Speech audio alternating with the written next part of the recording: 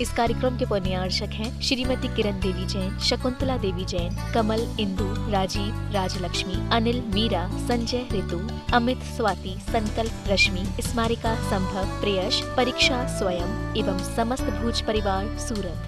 स्वर्गीय श्री धनपाल जी जैन एवं स्वर्गीय श्रीमती तिलका सुंदरी जैन की स्मृति में श्री नीरज जी जैन, श्रीमती कविता जैन, पुत्री एवं दामाद श्रीमती शिवांगी जैन, श्री अर्वित जैन, पुत्र श्री मन्नू जैन, भूपेश, श्रीमती श्रुति जैन, निवासी Vishwas Nagar, Shahdara, Delhi, firm proprietor Padmavati handloom private limited एवं smart health care private limited. Shri Shikhar Chand ji Vaid Jain, Khandwa, निवासी मीरा रोड, मुंबई, श्रीमती सूरज वैद जैन, पुत्र पुत्रवधू विकास जैन, सोनिया जैन, विजय जैन, अंशु जैन, पौत्र ऋषभ, ऋषान, पौत्री मिराया जैन एवं समस्त वैद परिवार। स्वर्गीय श्री नागराज सगरी की पुण्य स्मृति में 32 शेषाद्री रोड, आनंदा राव सर्कल, बेंगलुरु, श्रीमती शोभा नागराज सगरी, बेंगलुरु, पुत्री सौभाग्यवती रेखा मोहन कुमार वडकुद्रे, दामाद श्री मोहन कुमार वडकुद्रे, पौत्री कुमारी निकिता मोहन कुमार वडकुद्रे, पौत्री कुमारी रचिता मोहन कुमार वडकुद्रे, कोल्हापुर, पुत्री सौभाग्यवती प्रतिभा सदन, दामाद श्री सदन कुमार, पौत्री अर्घ्या सदन, पौत्र आगम सदन, बेंगलुरु, पुत्री सौभाग्यवती सची देवी रवि कड़बी, दामाद रवि कड़बी, पौत्री माहिन रवि कड़बी, पौत्री मनस्वी रवि कड़बी, बेंगलुरु।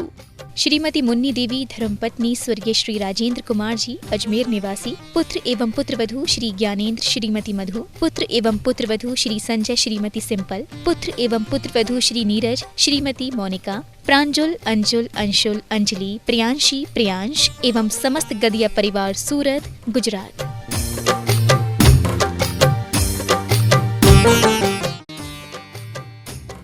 गुरु भक्त परिवार, बैंगलोर। अब इसी प्रकार सभी चीजों में लगा लेना, चोरी में लगा लेना। भगवान की मूर्ति को बचाने के लिए आपको चोरी करना पड़ी, नहीं करते हो तो मूर्ति चोर ले जाएगा, तुमने चोरी से छुपा दिया, कोई बात नहीं। सभी चीजों में इसी प्रकार की स्थिति बनना चाहिए।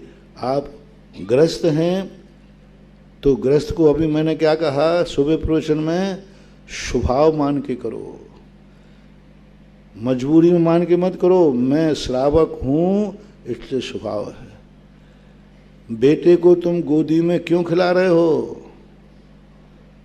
क्योंकि मेरा बेटा है। नहीं, सम्यक दृष्टि कहता है मैं पिता हूं, ये बेटा है। पिता का स्वभाव क्या है? बेटे को कुआं में ढकेल देना। स्वभाव बताओ, स्वभाव पिता का, धर्मात्मा का नहीं पूछ रहा हूं, पिता का स्वभाव बताओ। उसको गंदगी में से निकालना, उसको उंगली पकड़ के चलाना, ये पिता का मोह भाव है कि स्वभाव? और तुम मोह भाव से करते हो। मिथ्या दृष्टि कहेगा इसको कहो, अरे महाराज जी ये मेरा बेटा है, यही तो बुढ़ापे का सहारा है, यही ये सब क्या हो गया? स्वार्थ भाव हो गया। मेरे बुढ़ापे में काम आएगा, मेरे इंतजाम आएगा, मेरा बेटा है। ये जितने भाव हैं ये सब बंद के भाव हैं, ये सब बंद के भाव। सम्यक दृष्टि भी पिता हो सकता है कि नहीं होते? पर वो क्या कहेगा? मैं पिता हूँ, इस समय मेरा स्वभाव क्या है?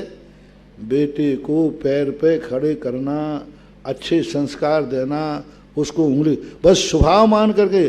पिता की गद्दी पे जाएगा तो वो पिता का स्वभाव, व्यापार पे जाएगा तो व्यापार का स्वभाव। रोटी खाएगा, रोटी क्यों खा रहे हो? महाराज जी भूख लगी है इसलिए खा रहा हूँ, भूख लगी है इसलिए खा रहा हूँ। और क्यों खा रहा हो? महाराज वैसे तो नहीं खाना लेकिन अच्छी बनी है इसलिए खा रहा हूँ। वैसे तो नहीं खाता लेकिन अब ये ब्याई जी साहब हैं तो वैसे मैं चाय पी चुका था तो द्वार, महाराज जी इनका मन तो रखना ही पड़ेगा। ये सब बंद का कारण है। अब देखना, ये सब बंद का कारण, खाना तो नहीं था लेकिन इनके लिए हम रात हमें खाना पड़ा, अच्छी बनी थी इसलिए खाना पड़ा। अब स्वभाव है रोटी खाते समय, क्योंकि मैं मनुष्य हूँ, औदारिक नाम कर्म का उदय है तो मेरा भोजन करना स्वभाव है, नहीं तो प्राणों का घात हो जाएगा और प्राणों का घात होते ही रत्नत्रय का घात हो जाएगा। इसलिए आहार करना मेरा स्वभाव है, क्योंकि मैं औदारिक शरीर में हूँ। मुनिराज आहार करते हैं विभाव मान के नहीं, वो आत्मा वाला स्वभाव नहीं, आत्मा का स्वभाव नहीं है। कल सुबह भी मैंने कहा था ना, आत्मा का स्वभाव नहीं, पर्याय का स्वभाव। हमारे यहाँ 3 स्वभाव है, पर्याय स्वभाव, गुण स्वभाव और द्रव्य स्वभाव। पर्याय सत, गुण सत और द्रव्य सत। सत कहो, स्वभाव कहो, प्रकृति कहो। तो अब अपने मनुष्य पर्याय की प्रकृति का स्वभाव क्या है? अन्न के बिना क्या इसको हम जीवित रख पाएंगे? फैसला करो। यदि जीवित रख पाओगे फिर खाओगे तो विभाव, फिर तो मिथ्या दृष्टि हो, क्योंकि बिना इसके जीवित रह सकते थे कि नहीं? फिर भी हम खा रहे हैं, तो फिर किस कोटि में आएंगे? मिथ्या दृष्टि का। लेकिन मालूम है हम इसके बिना हम अपने रत्नत्रय की रक्षा कर नहीं सकते। इसलिए मेरा औदारिक शरीर होने के कारण से ये आहार ग्रहण करना मेरा स्वभाव है। आत्मा का स्वभाव नहीं, फिर ध्यान रखना। आत्मा का स्वभाव तो खाना है ही नहीं, लेकिन इस पर्याय का स्वभाव। सब चीज में ऐसे लगाओ। नारकी का स्वभाव क्या है? महाराज जी ये लड़ भिड़ रहा है कौन? बोले नारकी है। तो नारकी लड़ेगा नहीं तो क्या एक दूसरे को गले लगाएगा? बिच्छू का स्वभाव क्या है? डंग मारना। वो तो स्वभाव है उसका। पापी का स्वभाव पाप करना नहीं तो क्या पुण्य करेगा? दुश्मन का स्वभाव क्या है? बुरा विचारना। बत्थु सहावो जो धर्म है ये बहुत महत्वपूर्ण है। तो अपन को हर क्रिया यहाँ पर मिथ्या दृष्टि बंधक इसलिए कर रहे हैं कि ये जितनी क्रियाएं कर रहा है संसार के लिए करता है, पाप के लिए करता है और उन्हीं को स्वभाव मान के करता है। संसार की क्रियाएं मानता है ये मेरा स्वभाव है। पद का स्वभाव नहीं, मेरा स्वभाव है, मेरा स्वभाव है। और सम्यक दृष्टि क्या कहता है? इस पर्याय का स्वभाव है।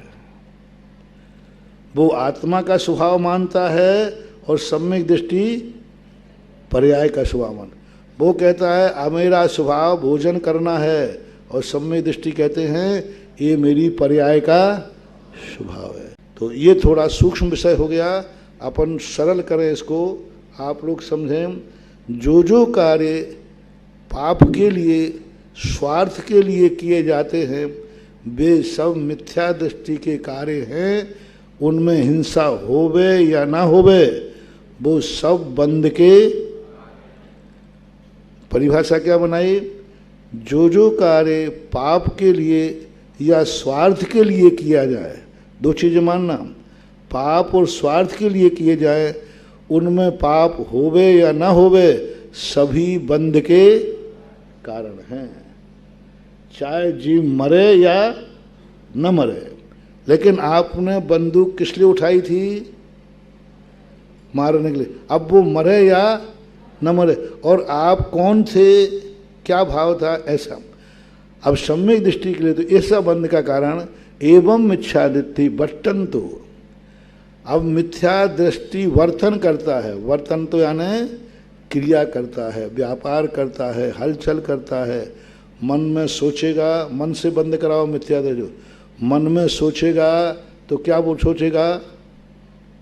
पाप सोचेगा, पाप के लिए सोचेगा, स्वार्थ सोचेगा, उल्टा सोचेगा, सब कुछ उल्टा सोचेगा। मंदिर जाएगा तो क्या सोचेगा? मूर्ति चुराने का भाव सोचेगा। हर क्रिया में उसका काम उल्टे ही है। जो मेरा स्वभाव नहीं है उसको स्वभाव मानेगा और जो स्वभाव है उसको विभाव मानेगा। तो बहुविदेषु चेष्टासु मिथ्या दृष्टि बहुत प्रकार की चेष्टाएं करता है। रागादि उपयोगे, चेष्टाओं के साथ बंद नहीं है। रागादि उपयोगे, उपयोग उसका अभिप्राय है। थोड़ा सिद्धांत की तरफ से तुम्हें बता दें, मिथ्या दृष्टि का सदा असुपयोग होता है। चाहे वो धर्म कर रहा हो चाहे कर्म कर रहा हो, अशुभयोगी है, क्योंकि उसका लक्ष्य मिथ्या है। सम्यक दृष्टि खोटी क्रिया कर रहा है तो भी शुभोपयोग है। खेती में हल चला रहा है लेकिन उस समय सम्यक दृष्टि का उपयोग शुभोपयोग है। और मिथ्या दृष्टि जो है वो क्या कर रहा है, माला फेर रहा है, लेकिन वह अशुभोपयोग। सम्यक दृष्टि खेती में हल चलाता हुआ भी वह शुभोपयोग है, पुण्य का बंद कर सकता है।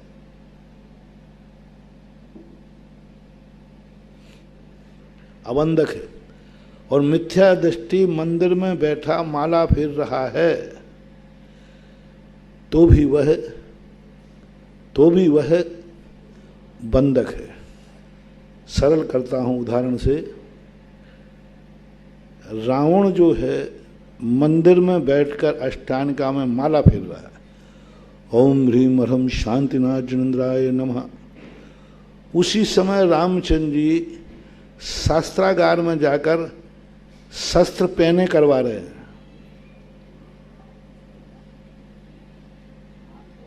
क्योंकि युद्ध बंद था ना अष्टांगिका में। रावण और रामचंद्र जी ने घोषणा नहीं की कि अष्टांगिका पर्व लग गया है, युद्ध बंद करो। रावण ने घोषणा की कि अष्टांगिका पर्व लग गया है, युद्ध नहीं होगा। बहुत पेचीदा उदाहरण दे रहा हूं। धर्मात्मा कौन थे, पापी कौन था? अष्टांगिका पर्व में हिंसा नहीं होगी, अष्टांगिका पर्व में कोई शस्त्र नहीं उठाएगा, रावण ने घोषणा की। रामचंद्र जी ने घोषणा नहीं की। रामचंद्र जी कहते हैं कि नहीं, उनको भी मालूम था कि अष्टांगिका पर्व चल गया है। रामचंद्र जी कहते 8 दिन की देरी नहीं, 8 दिन की देरी नहीं, अष्टांगिका हो चाहे 14 हो। और रावण कह रहा है अष्टांगिका है, चाहे कुछ भी हो, युद्ध नहीं होगा। रामचंद्र जी अष्टांगिका में युद्ध करने के लिए तैयार हैं, 14 के दिन भी। और रावण कहता है अष्टांगिका पर्व में युद्ध नहीं होगा। अब इन दोनों में यदि अपन स्थूल दृष्टि से देखें तो कौन धर्मात्मा लग रहा है? और रामचंद्र जी कहाँ हैं? युद्धागार में, शस्त्रागार में शस्त्र पहने करा रहे हैं। और रावण जी कहाँ हैं? माला फिर रहे। अब देखना यहाँ पर मिथ्या दृष्टि का लक्षण देखना। अष्टांगिका पर्व में 14 के दिन, अष्टमी के दिन रामचंद्र जी शस्त्र युद्ध की तैयारी कर रहे हैं और रावण फिर रहा है माला शांतिनाथ के मंदिर में। समय सार से पूछा कि इन दोनों में धर्मात्मा कौन है? बोले रामचंद्र जी। बोले पापी कौन है? रावण। रावण ने अष्टांगिका पर्व में युद्ध विराम क्यों किया? और रामचंद्र जी युद्ध क्यों करना चाहते अष्टांगिका में? रामचंद्र जी कहते हैं 8 दिन बहुत होते हैं, सीता की क्या हालत हो रही होगी। धर्म की रक्षा करना है। 14 को भी शस्त्र उठा रहा है एक धर्मात्मा, किसकी रक्षा करने के लिए? तो धर्म की रक्षा के लिए 14 और अष्टमी मत देखना। नहीं, हमारी तो 14 है, 14 को झूठ कैसे बोलूं? धर्म की रक्षा के लिए अष्टमी। और रावण क्या कहता है? अष्टांगिका पर आए हैं, जो विद्या मुझे 6 महीने में सिद्ध होगी, अष्टांगिका में वो 8 दिन में सिद्ध हो जाएगी, इसलिए 8 दिन बंद करो। और वो तलवार शस्त्रागार में बैठे हैं और रावण क्या कर रहा है? माला फिर रहा है। रावण किस लिए फिर रहा है? धर्म और धर्मात्मा की हत्या करने के लिए माला फिर रहा है कि बहुरूपणी विद्या सिद्ध हो जाएगी तो मैं राम को मारूंगा। और रामचंद्र जी शस्त्र तैयार कर रहे हैं रावण को मारने के लिए नहीं। हाँ, गड़बड़ मत करना। शस्त्र तो रावण को ही लगेगा, लेकिन रावण को मारने का भाव नहीं है, एक धर्मात्मा की रक्षा करने का भाव है। पति धर्म क्या है, पति का स्वभाव क्या है उस समय? पत्नी की रक्षा करना, ये स्वभाव में आया, पति का स्वभाव, आत्मा का स्वभाव नहीं। तब और रावण का स्वभाव था कि विभाव? विभाव था। तो अब वो मिथ्या दृष्टि है, इसको बोलते उपयोगे, राग आदि उपयोगे। अब यहाँ राग आदि शब्द डाल देते, उपयोग शब्द क्यों डाला? राग आदि उपयोग का अर्थ है अभिप्राय, लक्ष्य, दृष्टि, क्रिया। उसके लक्ष्य में भली क्रिया शुभ है। जिस समय वो माला फेर रहा है रावण, उसकी माला में राग आदि भाव है कि नहीं? बोलो। उपयोग है, लक्ष्य किसका है? बस क्रिया हमारे यहाँ महत्वपूर्ण नहीं है, लक्ष्य क्या है? वो माला किस लिए फेर रहा है? पाप के लिए माला फेर रहा है, तो धर्म करता हुआ भी वह पापी ही है। माला फेर रहा है, मंदिर में बैठा है, लेकिन मंदिर में किस लिए बैठा है? पाप के लिए, तो वो पापी ही कहलाएगा।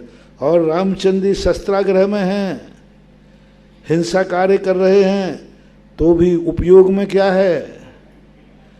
क्रिया में क्या है? शस्त्र, और उपयोग में क्या है? धर्म। इसलिए यहां उन्होंने रागादि उपयोगो कुब्बंतो लिप्पदि रयण, ऐसा यदि उपयोग में रागादि भाव करता है तो रयण यानी कर्मों की रज। यहाँ रज किसको लिया है? कर्म रज को, कर्म रूपी धूल को, कर्म रूपी रज को लिप्पदि यानी बंध को प्राप्त होता है। ये हुआ मिथ्या दृष्टि का। इसलिए यहाँ अनंत संसार रूप बंध इसलिए हम डाल रहे हैं क्योंकि आगे की जो गाथाएं हैं वो सम्यक दृष्टि को बंध होता है। तो दो प्रकार का बंध, एक अनंत संसार रूप बंध और एक सम्यक दृष्टि का जो बंध है। बंध तो है, बंध तो है, लेकिन वो संसार का कारण नहीं है। जैसे हमने कहा सैनिक ने हिंसा तो की है, मंदिर बनाने वाले ने भी हिंसा तो की है, लेकिन वह संसार बढ़ाने वाला कर्म का बंध नहीं है। बंध तो होगा, लेकिन वो बंध, एक और सरल उदाहरण देते हैं। एक कांटा हमें पैर में लग गया, वो चुभ रहा है कि नहीं? तो हम दूसरे कांटे से हम उसको निकाल रहे हैं, तो वो दूसरा कांटा भी चुभ रहा है कि नहीं? बोलो ना, निकालते तो अपन डर बोले, लेकिन दोनों कांटे में क्या अंतर है? कष्ट वो भी दे रहा है और कष्ट ये भी दे रहा है। सम्यक दृष्टि जो क्रिया कर रहा है इसमें भी बंध हो रहा है, लेकिन सम्यक दृष्टि का जो दुख है, बंध है, वो निकालने वाले कांटे के समान है, और मिथ्या दृष्टि का जो दुख है वो लगे हुए कांटे के समान है। दुख तो दोनों में जब ये कांटे का काम ही है दुख देना, लेकिन एक कांटा लगा हुआ है, एक कांटा निकालने वाला है, दोनों दर्द दुख दे रहे हैं, लेकिन एक कांटे का दुख हमें दुख महसूस नहीं होता। हम सहन करते हैं क्योंकि इसी से हमारा दुख निकलेगा। जह नाम को भी जह पुणसो चेव नरो नेहे सब्बम्मी अमणीय संते रेण बहुलम्मी ठाणे करेद सत्य हिम वायामम जह पुणसो चेव नरो नेहे सब्बम्मी अविणीये संते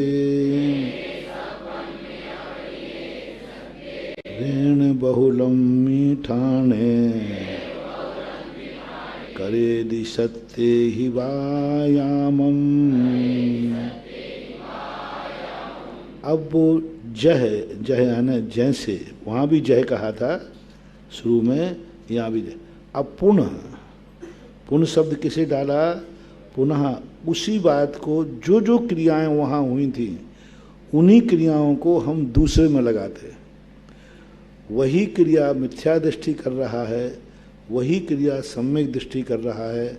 दोनों की क्रियाओं में कोई अंतर नहीं है, लेकिन दोनों के अभिप्राय में क्या अंतर है?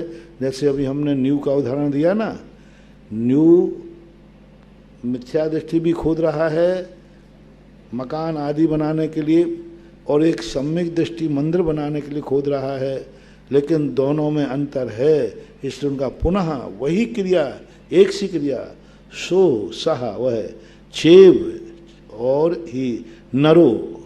नरो यानी यहाँ मनुष्य का ही वाचक नहीं है, नरो यानी कोई जीव, क्योंकि मूल रूप से समय सार का उपदेश का अधिकार मनुष्य ही है, देवता आदि नहीं, नारकी आदि नहीं। इसलिए इन्होंने सामान्य रूप से किसको विवक्षित किया? मनुष्य को विवक्षित किया।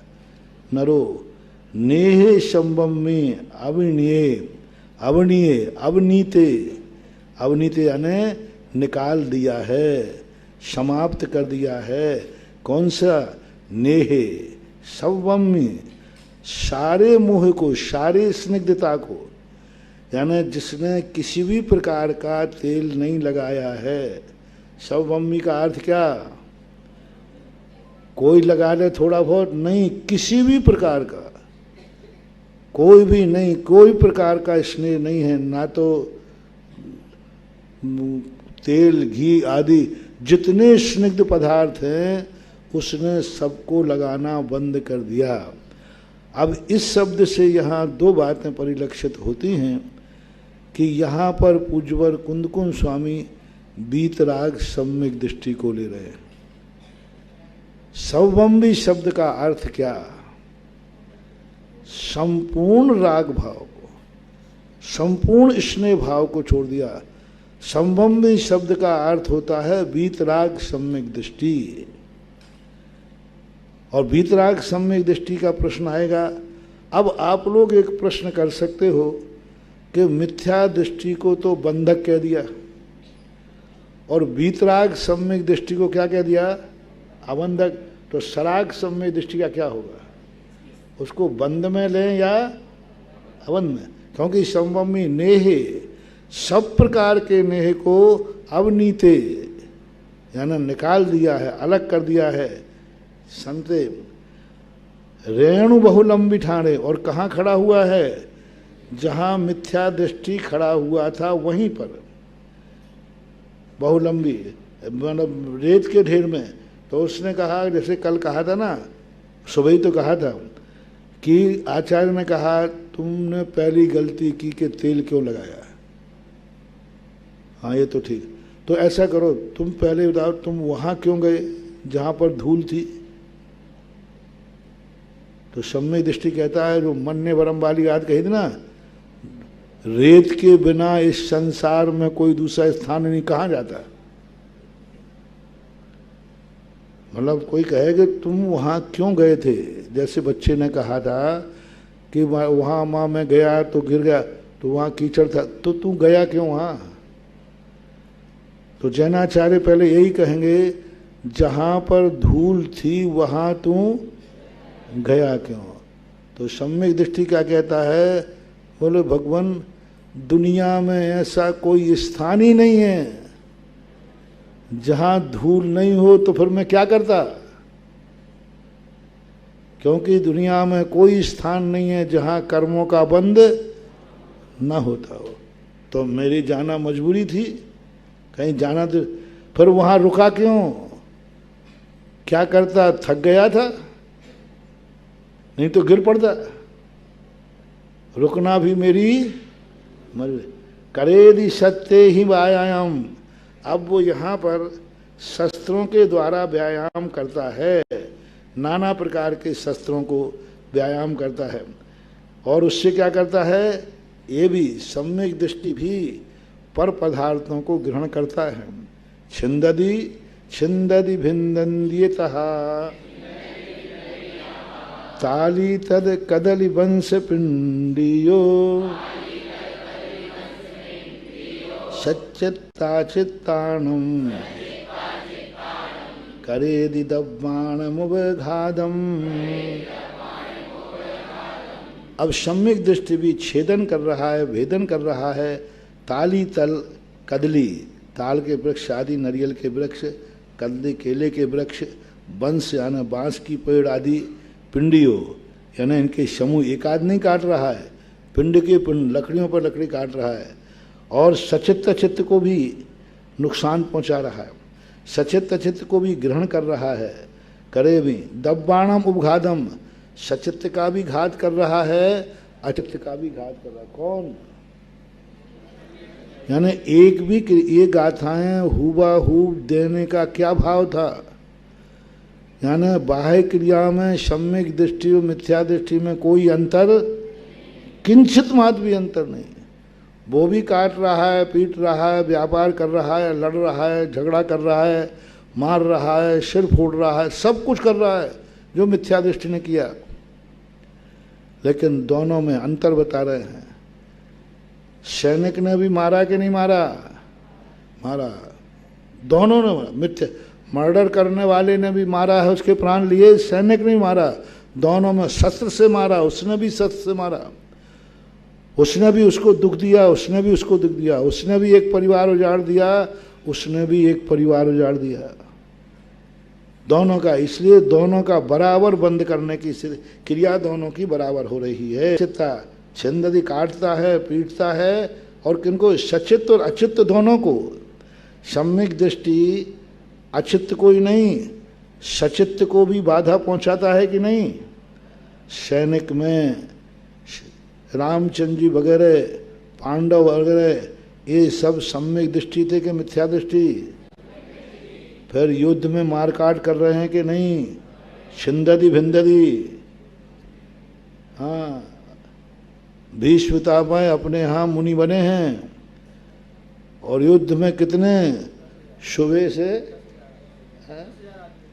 सुबह से शाम तक 10,000 लोगों को काट पीट देते थे।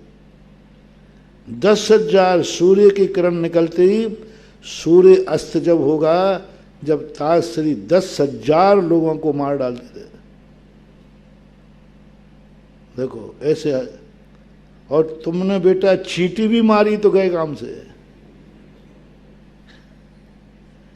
तुमने चींटी भी मार दी। तुम कहो जब ताजश्री 10,000 मार करके मुनि बन के कल्याण कर सकते हैं, तो चींटी को तुम चींटी मार कर दुर्गति जाओगे। छिंदति भिंदति, सचित्ताचित्त, जीवों को मारा। जितने सम्यक दृष्टि थे सभी ने युद्ध लड़े। राम ने, पांडवों ने, पिता धर्मराज ने, अर्जुन ने, सब मोक्षगामी जीव हैं। तीनों पांचों पांडव महामुनि बने, पांचों पांडव। और संहार देखो कितना हुआ। लेकिन किसके लिए संहार किया?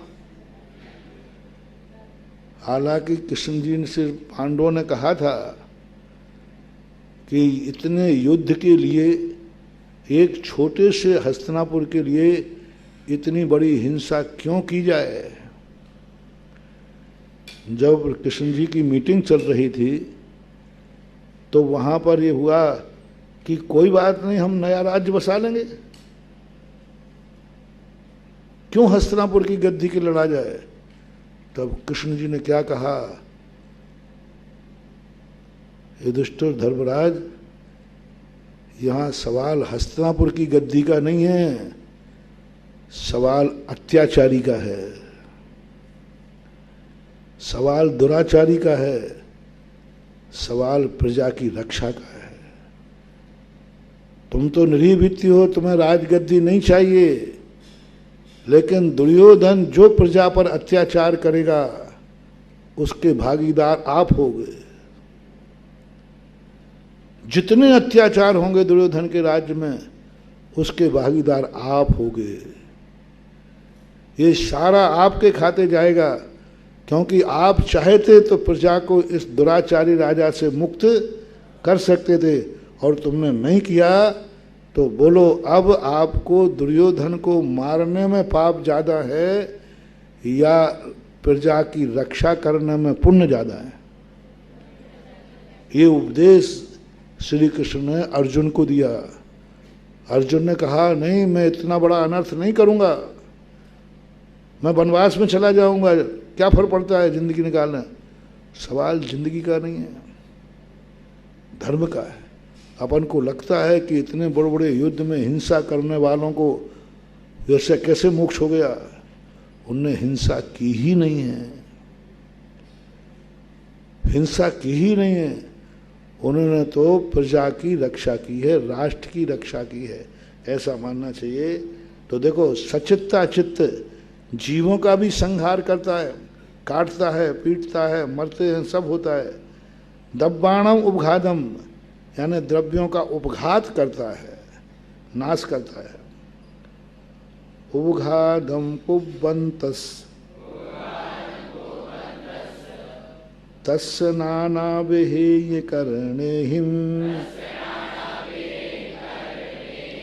निच्छेदो चिंतज्जहु किम पच्चय गो नरे बंधो।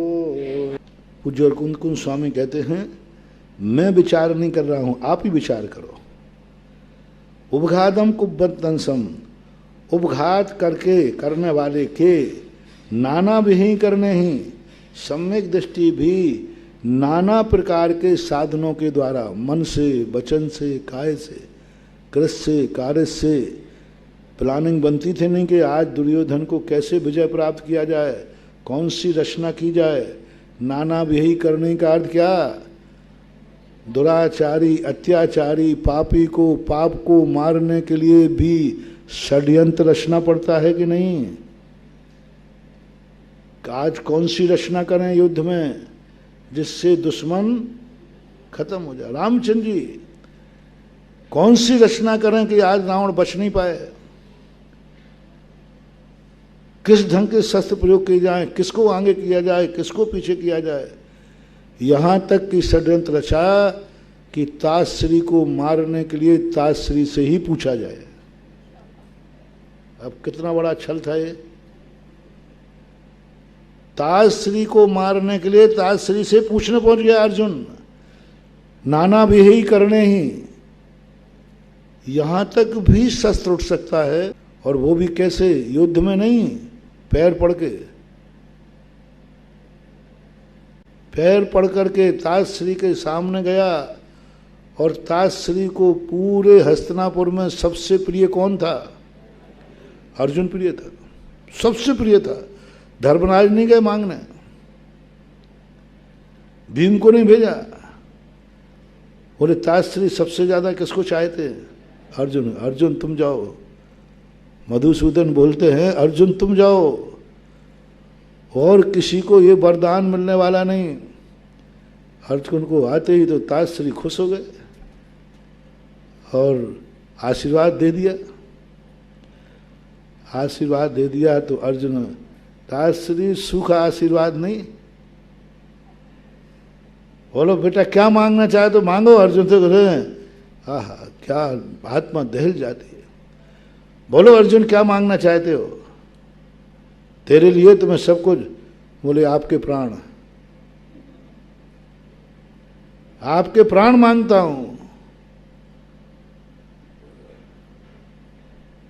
हो ताजश्री घबराए नहीं।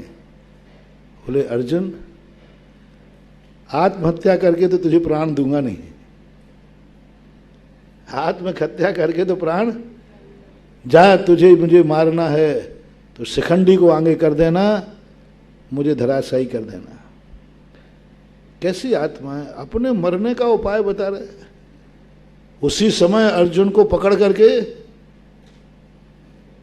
गुप्तचरों को बुला देते, पुलिस को बुला दे, हाँ ये अर्जुन नहीं आया, ये तो मुझे मारने आया है।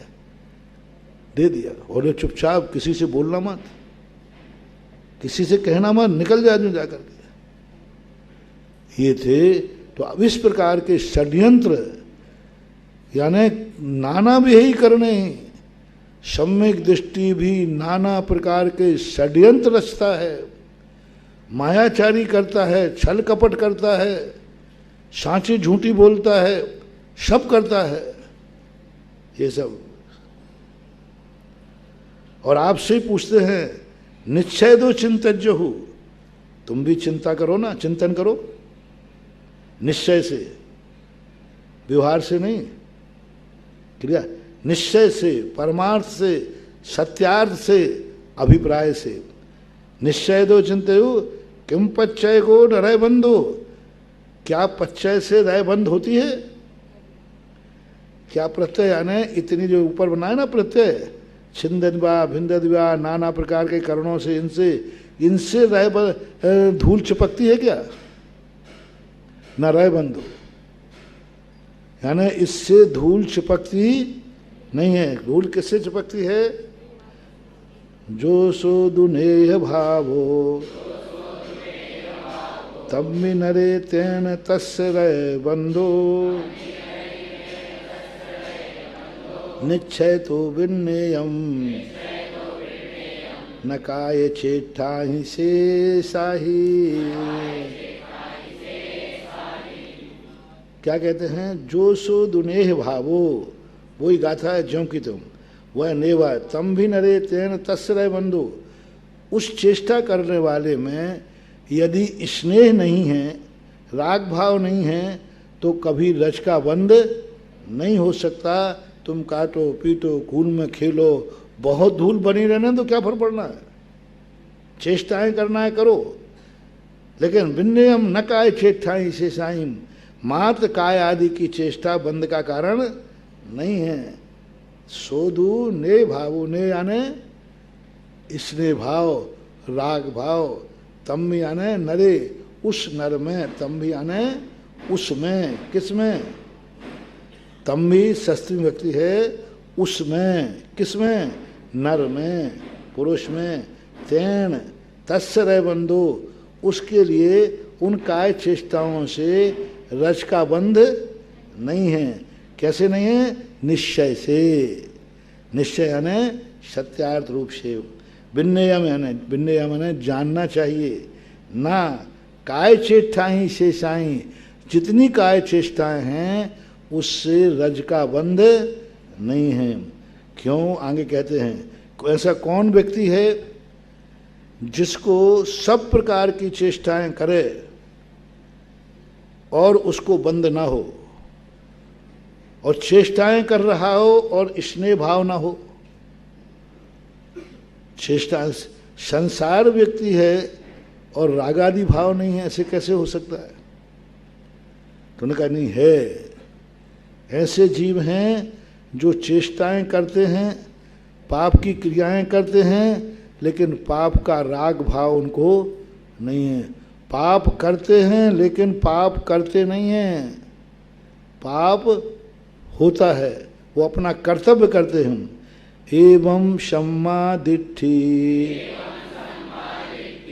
बट्टन्तो बहुभिषु जोनेषु जो बट्टन्तो बहुभिषु जोगेषु अकरन्तो उवयोगे रागादीनेव वज्जदिरेण। एवं सम्मा दृष्टि, इस प्रकार के सम्यक दृष्टि प्रवर्तन करता है। बहुविहेषु जोगेषु, मन से, जोगेषु का अर्थ योग किसे कहते हैं? मन वचन काय को। और इन मन वचन काय को कितने प्रकार से करता है? बहुत प्रकार से। सम्यक दृष्टि को 24 घंटे में कितने कार्यों में मन वचन काय को लगाना पड़ता है। सुबह पूजा कर रहा है,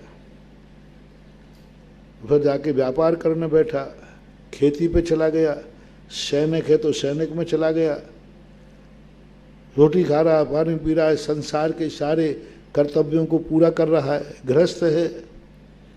अब इन कर्तव्यों को पूरा करता हुआ भी वह बंधक नहीं है, क्योंकि वह कर्तव्य कर रहा है। पाप नहीं कर रहा है, कर्तव्य कर रहा है।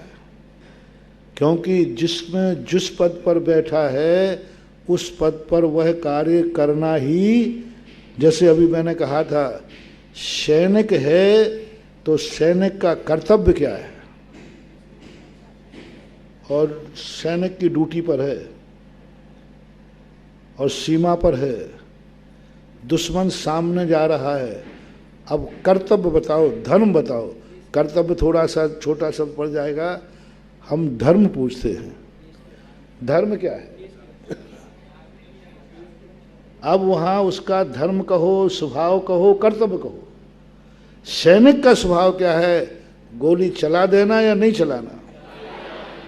अब देखो, अब उसको बंद नहीं होगा, क्योंकि उसने गोली चलाई नहीं है, उसने कर्तव्य का फल।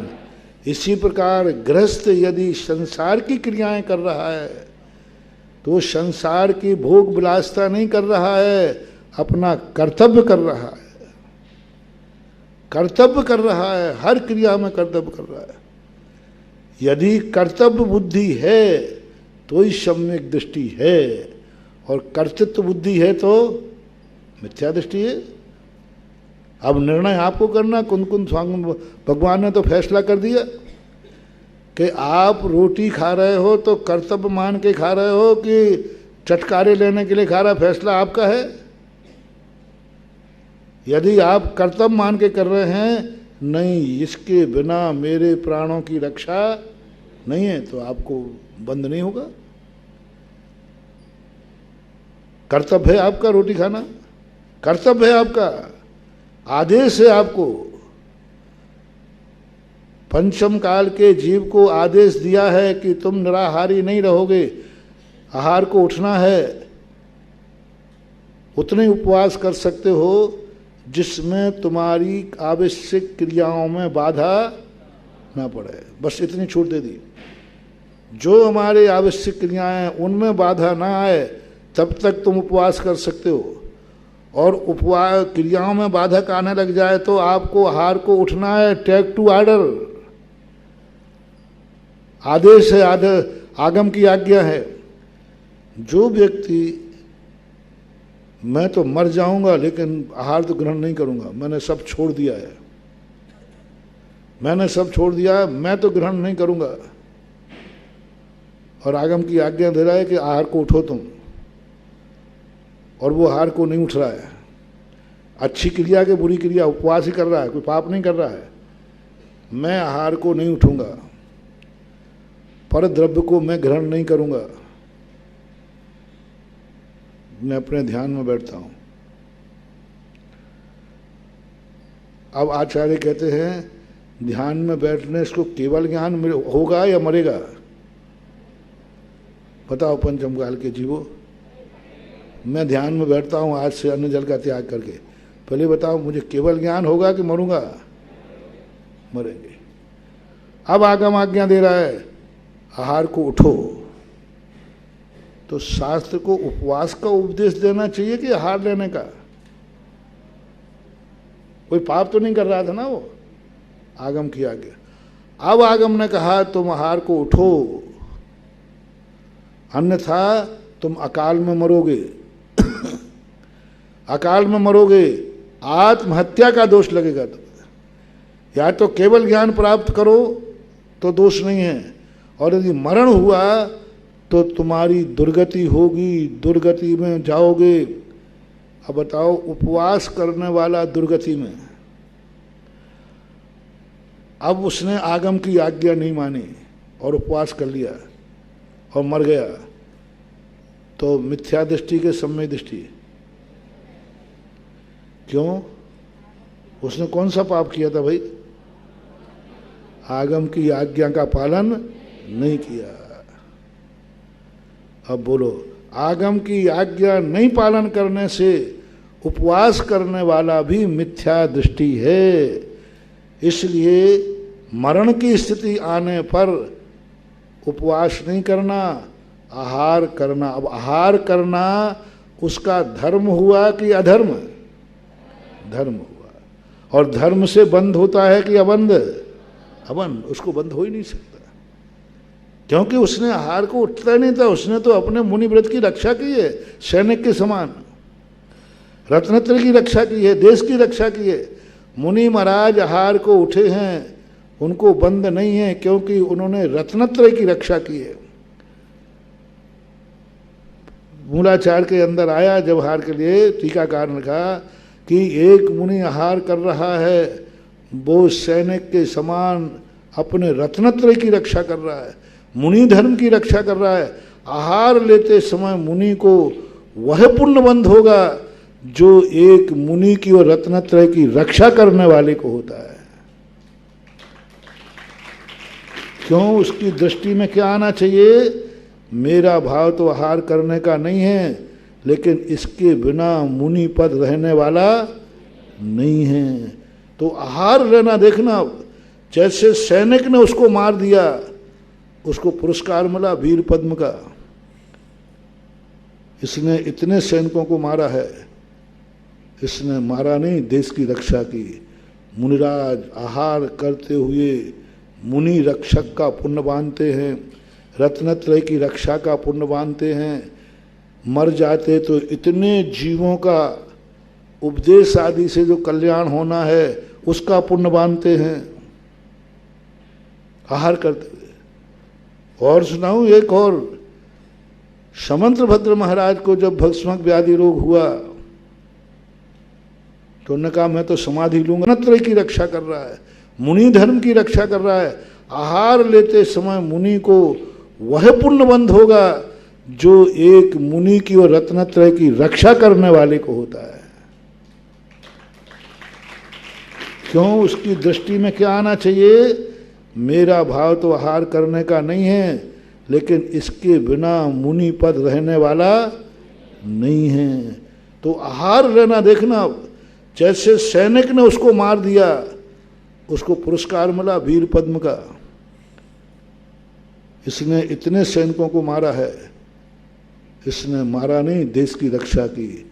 मुनिराज आहार करते हुए मुनि रक्षक का पुण्य बांधते हैं, रत्नत्रय की रक्षा का पुण्य बांधते हैं। मर जाते तो इतने जीवों का उपदेश आदि से जो कल्याण होना है उसका पुण्य बांधते हैं आहार करते हुए। और सुनाऊं एक और, समंत्रभद्र महाराज को जब भस्मक व्याधि रोग हुआ तो उन्होंने कहा मैं तो समाधि लूंगा। तो गुरु कहते हैं तुझे बहुत पाप लगेगा, तो पाप लगेगा, बहुत बड़ा पाप लगेगा। अरे इसमें काय का पाप है? मैं समाधि की चर्चा कर रहा हूं और गुरु महाराज कहते हैं तुझे पाप लगेगा। नहीं महाराज मैं समाधि ले लूंगा, मरूंगा कुछ नहीं, समाधि लूंगा। उन्होंने कहा समाधि लेकर के तू पाप बनेगा, जैन धर्म का विनाशक करेगा तू। तो फिर क्या करूं? धर्म क्या है मेरा? इस समय बीमारी हुई थी ना भस्मक व्याधि, तो उन्होंने कहा महाराज मुझे समाधि दे दो, शल्लेख न लेता हूं मैं। गुरु ने कहा नहीं, ये धर्म नहीं है, तेरे लिए धर्म नहीं है, तेरे लिए अधर्म है। फिर धर्म क्या है? मुनिपद छोड़ दे। बहुत पेचीदा उदाहरण है।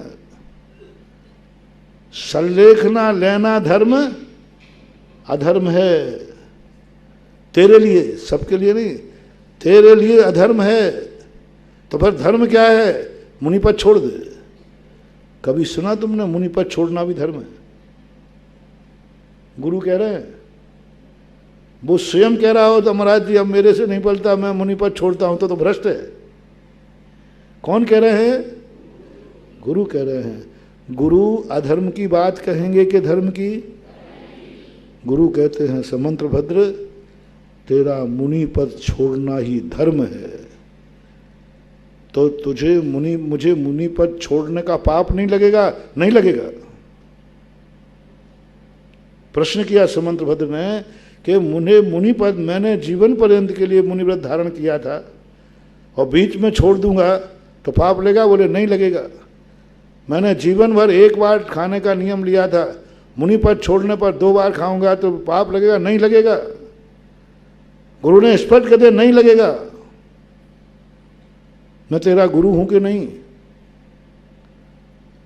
और मेरे ऊपर विश्वास है, मैं अहित करूंगा क्या तेरा? बोले नहीं गुरु जी, तुम कभी अहित नहीं कर सकते, तो तेरा हित इसी में है, मुनि पद छोड़ दे। छोड़ दिया। समंतभद्र महाराज को मुनि पद को छोड़ने का पाप नहीं लगा, धर्म की रक्षा का पुण्य लगा। बच के आने के बाद फिर मुनि बनकर के जो धर्म की प्रभावना हुई है, उसकी बदौलत हम और आप बैठे हैं।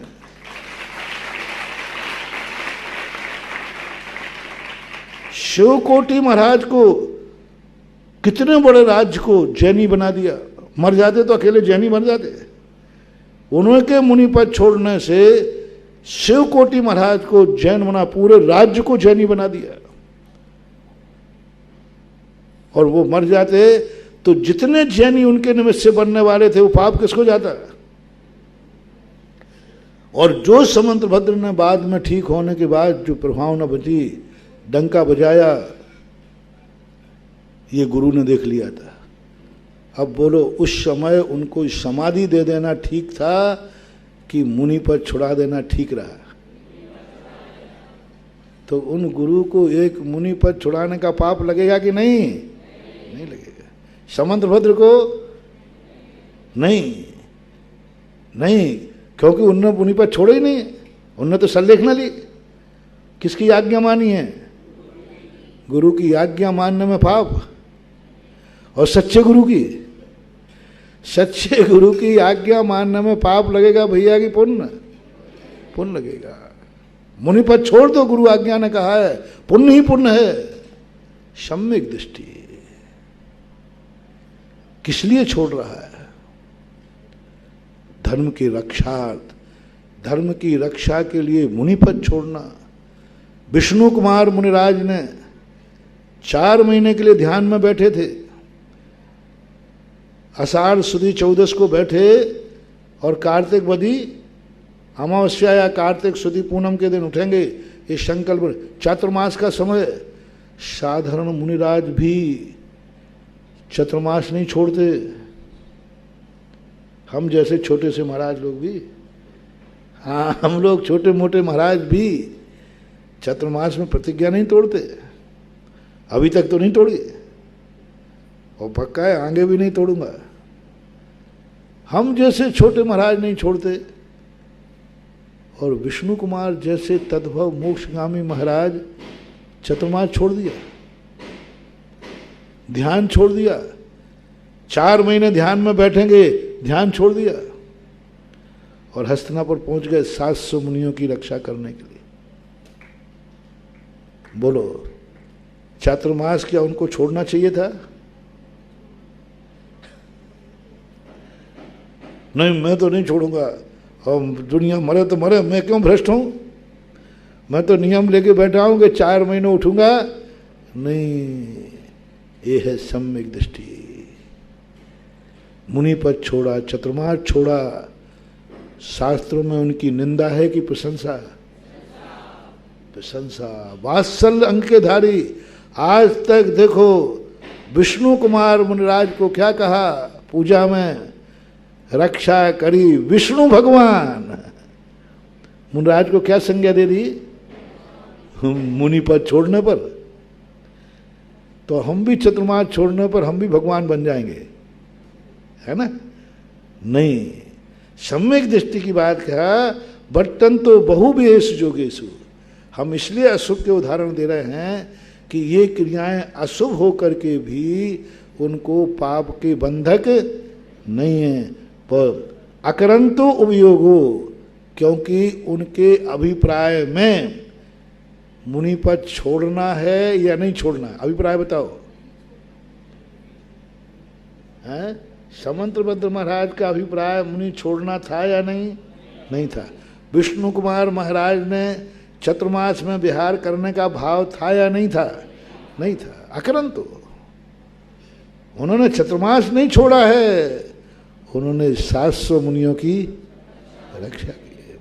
समंतभद्र महाराज ने मुनि पद नहीं छोड़ा है, गुरु की आज्ञा का पालन किया है। ऐसा लगाओ। एक बार मैंने कहा था ना कि सम्यक दृष्टि इतना होशियार कलाकारी जैनागम में सिखाई कि वो कहीं भी 24 घंटे पूर्णबंध कर सकता है। बाथरूम में पूर्णबंध, तुमने अभी तक मंदिर में सुना होगा, मंदिर में ही कि मंदिर में पूर्णबंध होता है, बाथरूम में पूर्णबंध। स्नान के लिए आप गए, नहा रहे हैं, वहां बिल्कुल वही पूर्णबंध कराऊंगा मंदिर वाला, दूसरा पूर्णबंध नहीं। कोई ने पूछे क्या कर रहे हो, बोले नहा रहा हूं, तो मालूम नहीं नहाने में कितने जीवों की हिंसा होती है। तो बोले नहीं मैं तो नहाने नहीं चाहता, मैं तो नहाने नहीं चाहता। हिंसा होगी, एक बूंद में 4000 कितने 300,450 जीव मरेंगे, इतना नहा रहा तो भैया मैं तो नहाने नहीं चाहता, तो क्या करूं, मुझे तो अभिषेक का नियम है, अभिषेक करना, मैं नहाना नहीं चाहता, मैं नहाने नहीं चाहता, कुंभ में नहाने का भाव नहीं, मैंने तो अभिषेक का नियम लिया। अब जिनवाणी से पूछ लो बिना नहाए करने की छूट मिल जाए तो मैं तो कर लूंगा। जिनवाणी से पूछ लो, मैं नहाने का नियम मेरा तो बिल्कुल, मैं तो परम अहिंसक हूँ, मैं तो एक जीव को मारूं कौन ही, कुछ भी नहीं, मैं तो अहिंसक हूँ, लेकिन अभिषेक तो करना ही है। अब अभिषेक आपकी जिनवाणी माँ आज्ञा दे देवे कि बिना नहाए कर सकते हो, तो मैं नहाने का त्याग कर दूंगा। अब जिनवाणी ने क्या कहा, अभिषेक करना है तो नहाना। अब वो नहा रहा है कि जिनवाणी की आज्ञा मान रहा है?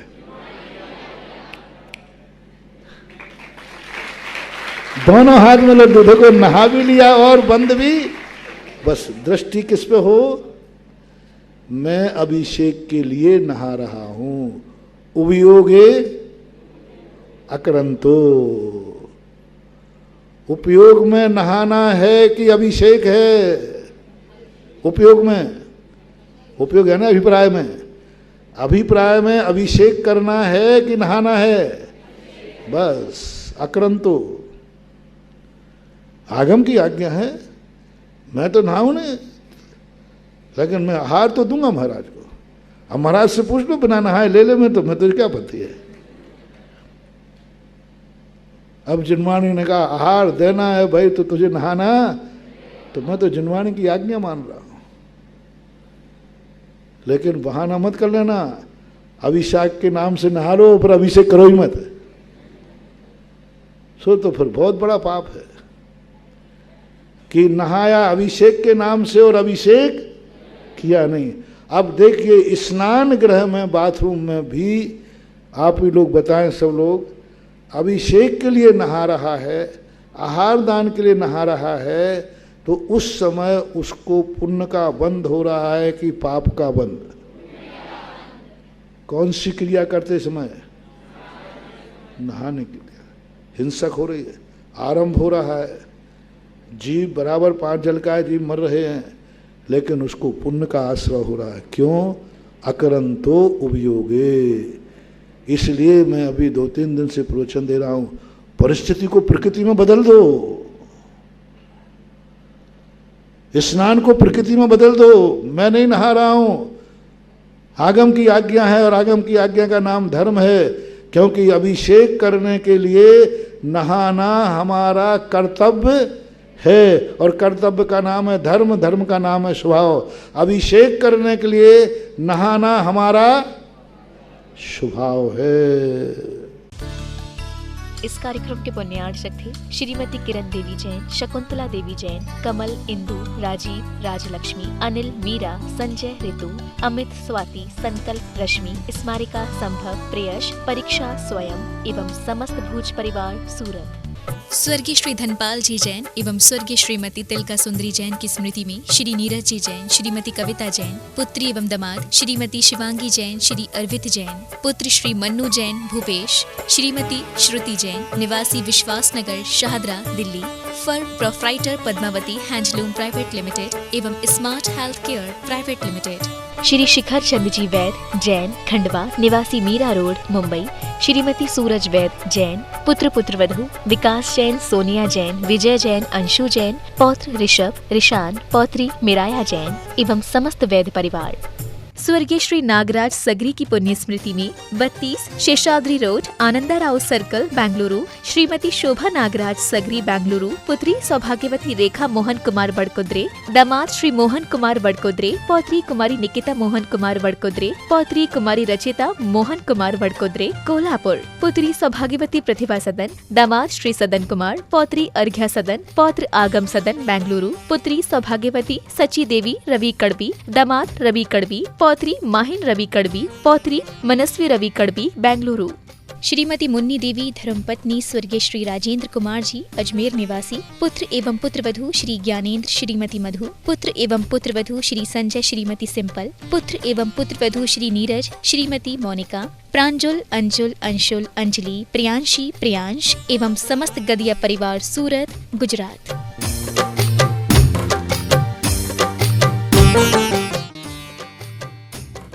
गुरु भक्त परिवार बैंगलोर।